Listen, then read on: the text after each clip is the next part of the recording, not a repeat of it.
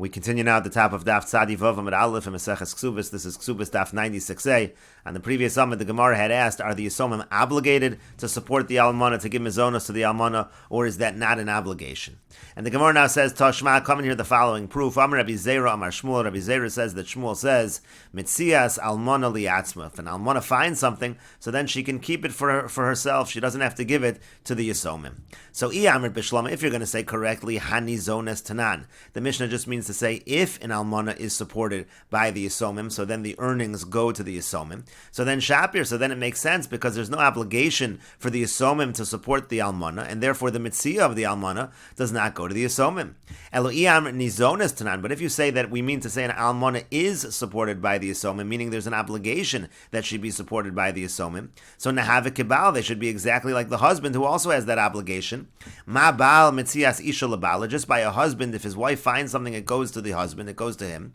Hachanami Mitzias Isha Liyorshim, so too over here, shouldn't it be the same thing? If there's an obligation for the Yorshim to support this Almana, so then what she finds should go to the Yorshim, should go to those Yisomim. And so the Gemara says, Li'olamei malach, really I can say to you, Nizones tanan. No, really maybe there is an obligation for them to support the Almana. But still the Mitzia goes to her because Taimamai Amar Rabbanan Mitzias Isha Labala. What was the reason why the Rabbanan said that the findings of a wife go to her husband? Delo Tahavilo Eva. The reason is because we don't want there to be hatred between them.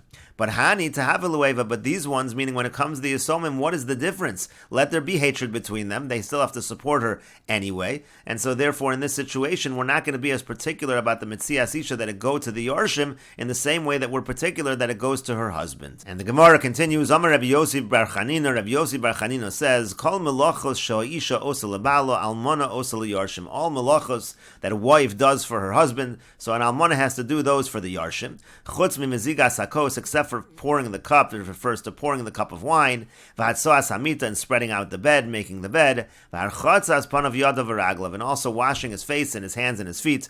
Those are things that a wife does for her husband, but she does not do, the almana does not do for the Yarshim. And the Gemara continues, Amar Rabbi Yoshua ben Levi, Rabbi Yoshua ben Levi says, Kol melachos she'eved osa l'rabo, all the melachos, all the work that an eved does for his master, Talmud osa l'rabo, so also a student does for his Rebbe, chutz me'atoras minol, except for untying the shoe. And the idea is that if he unties the shoe, it looks like the student really is an eved Kanani, and that can be problematic. And the Gemara continues, Amar Rava says, Lo amran el b'makom shein makirno. So we only say this halach in a place where they don't recognize him. So again, he can be confused with an Eved Kanani. Aval b'makom shemakirno. So, but if it's a place where they recognize him, they know he's not an Eved Kanani, less lonba, then there is no problem. It is fine for him to untie the shoes of his Rebbe. Amar Ravashi, and Ravashi says, Uvemakom shein makir no sonami, even a place where they don't recognize him, lo amrnella de lo monach tefillin, we only say it's a problem in a situation where he's not wearing tefillin.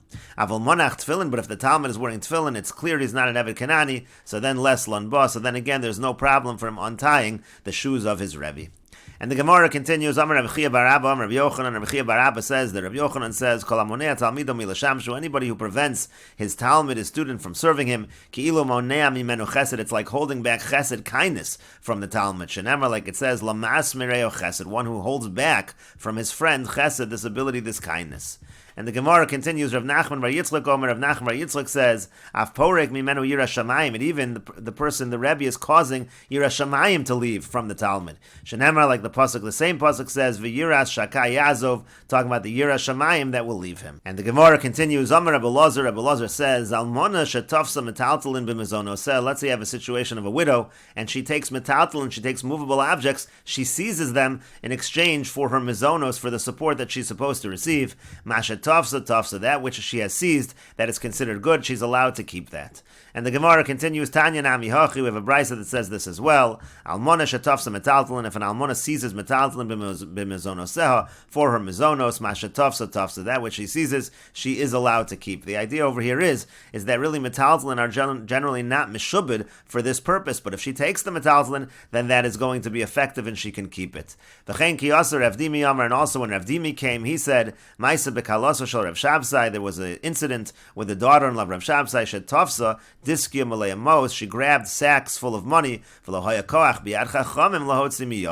there was no strength in the hands of the Chachamim to take it away from her, she was allowed to keep it. And the Gemara continues, Amar Ravina. Ravina says, V'lo amar ela lemizoni. This is only true if she's taking it for the purposes of mizonos, of sustenance.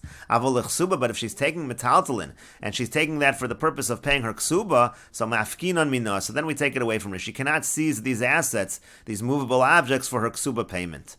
And the Gemara continues, Maskif Mar Bar Ravashi asked on this, Maishno l'ksuba demi mekarkoi v'lomi metaltali. What's the difference that by ksuba, so karka is okay and not metaltalin? Mizonos nami mi mekarkoi v'lomi metaltali. So mizonos also, that's something that generally you only take from karka and not metaltalin. So why is it that we're making a distinction? We say, well, if she seizes for mizonos, it's okay, but if she seizes for the ksuba, it's not going to be okay. And so the Gemara says, Ella rather, again, says Mar Bar Ravashi, lemizone, maida tuf. So when it comes to mizonos, whatever she seizes, she's allowed to keep. Hachanami l'chsuba. The same is true by the ksuba. In other words, even though, again, by both of these things, metaltalin are generally not meshubed. They're not meshubed for mizonos. They're not meshubed for the ksuba. But if she takes it, then it's going to be okay. And the Gemara continues, Amar le Rav Yitzchak bar Naftali l'Ravina. Rav Yitzchak bar Naftali says to Ravina, Hachi amrinon mishmei de Rava kivasech. They say exactly in the name of Rava, the same as you have just said. Meaning to say that we do make a distinction between mizonos and between the ksuba. And the Gemara continues, Amar Rabbi Yochanan mishmei de Rabbi Yossi ben Zimra. Rabbi Yochanan says in the name of Rabbi Yossi ben Zimra, Almona sheshoasa shtayim v'shalosh shanim. If an almona delays 2 or 3 years, v'lo tava mizonos, and she doesn't claim the mizonos that she's entitled to, ibda mizonos, and then she loses those mizonos, it's as if she forfeits the right to those mizonos. And the Gemara says, Hashta shtayim ivda. Now, if you said that after 2 years she already forfeits, so shalosh miboy, do we need to say 3 years? Of course she forfeits after 3 years. And the Gemara says, Lokash, it's not difficult. Kan bi aniya, kan bi ashira. It depends if we're talking about a poor woman or a wealthy woman. By a poor woman, already after 2 years, she's poor, she needs the sustenance. If she hasn't asked for it, it means she forfeits it. By a wealthy woman who can hold out for longer, so it's only after 3 years that we assume that she has forfeited the mizonos. Inami or kan beprutza, kan betsnua. It depends if she's a prutza, or it depends if she's a tsnua, if she's modest. If she's somebody that's immodest, so she should have asked already after 2 years. She didn't ask, therefore she forfeits. By a woman who is more modest, so maybe she was embarrassed to ask, but after 3 years already, then we assume that she has forfeited the mizonos. And the Gemara continues, Amar Rava. Rava says, Lo amrnel lemafreya. This is only true in terms of the mizonos from the past. She wants to get compensated for supporting herself in the past. Avalahaba yeshla. But when it comes to any mizonos in the future, just because she hasn't claimed it for 2 or 3 years, in terms of future mizonos, she's still entitled. She hasn't forfeited that right. And the Gemara continues, Boy, Rabbi Yochanan asks, Yisomim omrim nasananu, v'yomeres lo natalti. What if you have a situation where the Yisomim say, we gave her the mizonos, and she says, I never received it?